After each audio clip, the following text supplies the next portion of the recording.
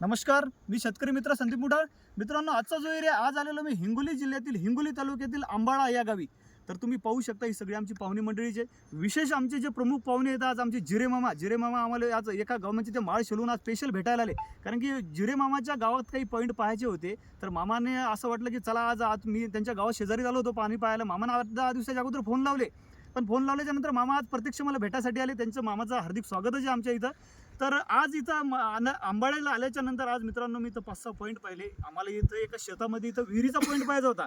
इथं पाहिल्याच्या नंतर मित्रांनो यांचं जे एक 5 ते 6 एकराचं जे क्षेत्र होतं ते फिरल्याच्या नंतर आम्हाला इथं एक व्यवस्थित विहिरीचा पॉईंट वाटला.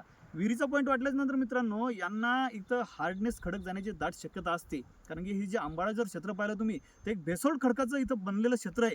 पण इथं आम्हाला खडक सगळ्यात महत्त्वाचं म्हणजे विहीर घेताना इथं खडक टेस्ट करायचा महत्त्वाचा होता. त्याच्यामुळे एक नदीचं क्षेत्र बाजूला जे आहे त्या नदीच्या क्षेत्राच्या काठावर एक विहिरीचा पॉईंट निघाला. विहिरीचा पॉईंट निघाल्यानंतर मित्रांनो इथं विहीर खोदायच्या अगोदर आम्हाला इथं खडक टेस्ट करायचा होता.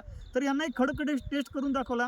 इथं खडकाची जर पोझिशन बोलायचं झालं तुम्हाला तर यांना एक 20 फुटापर्यंत नरम खडक जाण्याची दाट शक्यता आहे. त्याच्यानंतर यांना ढबऱ्या खडक लागण्याची शक्यता आहे. त्याच्यानंतर काळा पाषाण लागण्याची दाट शक्यता आहे. मित्रांनो, पाणी लागण्याची जी कंडिशन यांच्या एरियात इथं यांना 20 ते 25 फुटावरच पाणी लागण्याची दाट अपेक्षा आहे. पाणी बिन हिवाळा भरणी पुरल असं या हिशोबाचं पाणी उन्हाळ्यात पाणीची कमतरता 100% होणार आहे. कारण की भूगर्भाची लेवल जर वरती उतळ असली तर ते 100% पाणी कमी होते.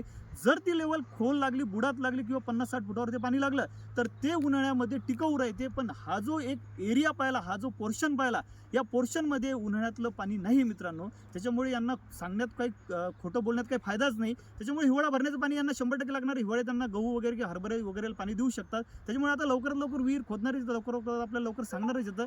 त्याबद्दल धन्यवाद.